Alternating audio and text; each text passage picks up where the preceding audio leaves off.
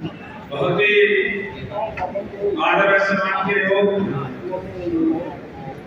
आज हल्का बरवाड़ा के कार्यकर्ताओं की मीटिंग के अंदर हमारे बीच में अपना आशीर्वाद देने के लिए आए,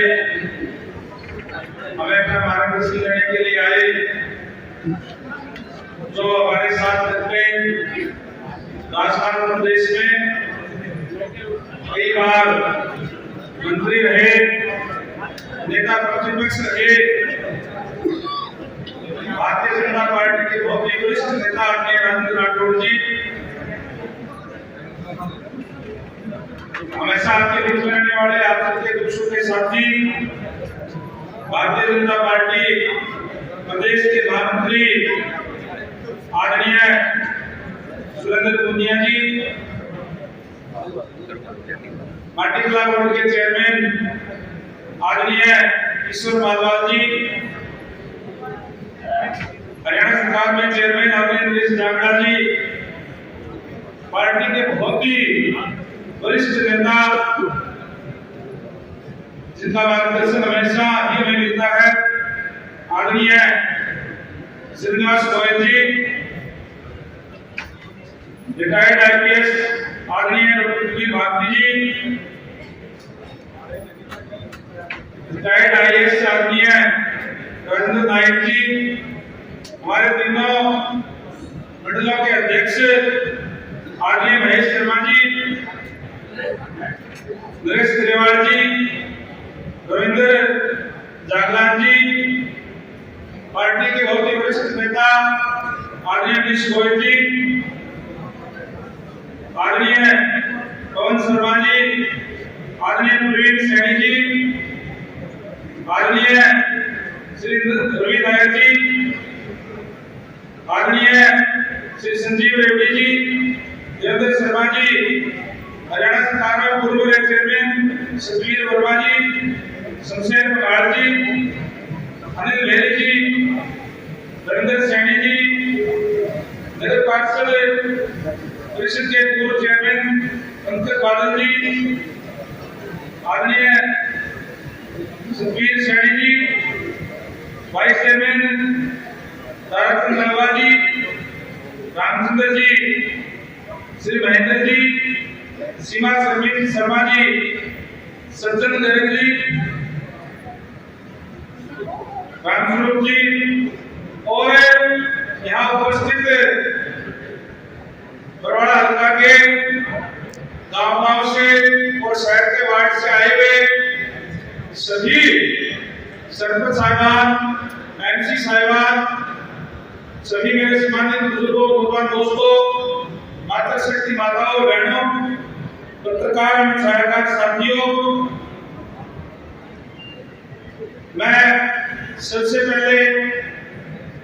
आप सबका दिल से आभार व्यक्त करता हूँ, धन्यवाद करता हूँ कि आपने यहाँ आने पर, जैसे मैं बरवाड़ा के अंदर आया, आते जो बरवाड़ा के शहर के अंदर एंट्री पे तो जोरदार स्वागत करने का काम किया, अभिनंदन करने का काम किया, इसके लिए मैं सभी आप सबका भी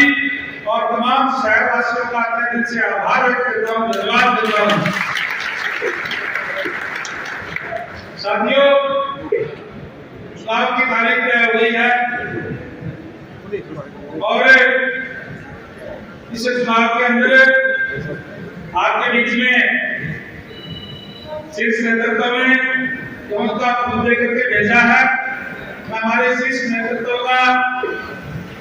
दिल से आभार व्यक्त करता हूँ कि उन्होंने जिम्मेदारी दी है कि बरवाड़ा हल्के के अंदर कमल खिलाना है और इस जिम्मेदारी के लिए केवल टिकट एक को दी जाती है और ऐसा नहीं है कि केवल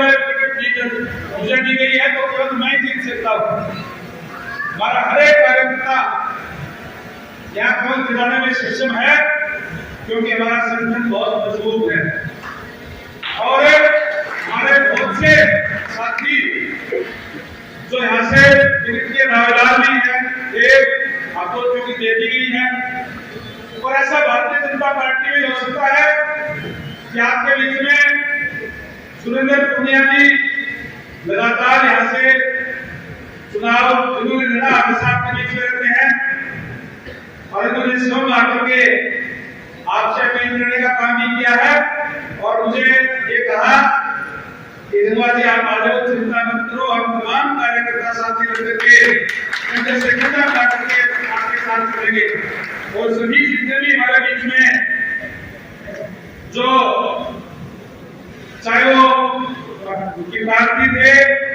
जो उम्मीद कर रहे थे कि मिलनी चाहिए, पार्टी के सीनियर साथी सभी के सभी आज एक होकर के और इस चुनाव के अंदर लगे हुए हैं। मैं सभी कार्यकर्ताओं का तहे से आभार व्यक्त करता हूँ। हमारे बीच में बादल नंदरा जी भी हैं, कृष्णारिया जी हैं, रविंद्र रोहनी जी भी हैं, जितेंद्र कुमार जी भी हैं, रत्न लंबा जी हैं। मैं बोलू का नाम तो लेना भूलिएगा, वो कहेगा भाई हेलो भाई और क्या रहे यार बहुत ही सीनियर मित्र है भाई बोलू जी जिन्होंने आपके सामने सारी बातें रखी। इनका मुंह भी दिखा साथियों में केवल आपसे एक ही गुजारिश करूंगा कि आप सारे साथी एकजुट होकर के आप लोगों के सामने टिक नहीं सकती है। इसमें भाई कुतुब जी है हमें तो पहले लगातार नड़वा हल्का से चुनाव लड़े हैं और नड़वा हल्का के अंदर भी कोई साधारण लोगों के सामने चुनाव नहीं लड़े, चाहे प्रदेश के मुख्यमंत्री भी रहे हो, वित्त मंत्री रहे, फाइनेंस मिनिस्टर भी और गृह मंत्री भी रहे, वो लोग सामने चुनाव लड़ रहे थे। मतलब एक साधारण कार्यकर्ता था, लेकिन केवल चुनाव मैंने नहीं लड़ा, सभी कार्यकर्ताओं ने एकजुट होकर के चुनाव लड़ा तो चुनाव के अंदर जीत हासिल हुई। इसी तरीके से मैं आप लोगों से विनती करूंगा कि हम एकजुट होकर के जिस तरीके से आज पूरे प्रदेश के अंदर जो माहौल बना हुआ है वो भारतीय जनता पार्टी के पक्ष में है, क्योंकि 10 साल से जिस तरीके से भारतीय जनता पार्टी ने जिस ट्रांसपेरेंसी के साथ सरकार चलाने का काम किया, पहले अपने मोदी जी ने युवाओं के अंदर एक विश्वास पैदा करने का काम किया कि बिना कच्ची बिना पर्ची के नौकरी देने का काम किया। पहले भूपेंद्र सिंह हुड्डा जी के राज के अंदर नौकरियों की शुरुआत मोदी ने की थी। हर एक नौकरी के रेट में थे, सिपाही लगना तो 8 लाख रुपए दो, मास्टर लगना है तो 10 लाख दो, लेक्चरर लगना है तो 15 लाख रुपए दो, इस तरीके से अलग अलग रेट फिक्स थे। और युवाओं के अंदर बड़ी चिंता थी, युवा पढ़ने से भी अपने रास्ते से भी भटक गया था, क्योंकि वो सोचता था कि मैं पढ़ तो लूंगा लेकिन मेरे माँ बाप के पास पैसा नहीं है, मेरे माँ बाप के पास पॉलिटिकल सिक्वांस नहीं है, मेरा नंबर नहीं आएगा। आज चाहे वो मजदूर का बेटा है, चाहे किसान का बेटा है, चाहे दुकानदार का बेटा है,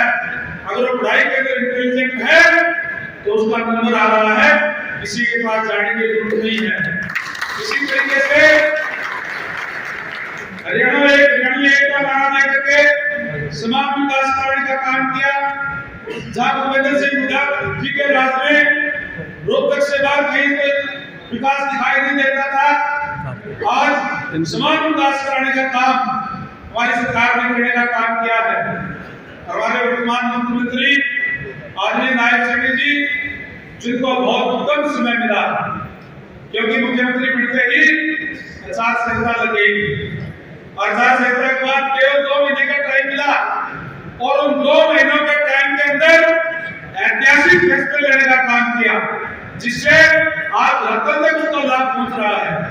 ऐसा हरियाणा के अंदर पहली बार हुआ है कि बरसात लेट हुई तो सभी किसान भाइयों के खातों के अंदर प्रति एकड़ के हिसाब से 2,000 रुपए डालने का काम किया, क्योंकि उनको पता है, एक छोटे किसान परिवार से आते हैं, उनको पता है कि जब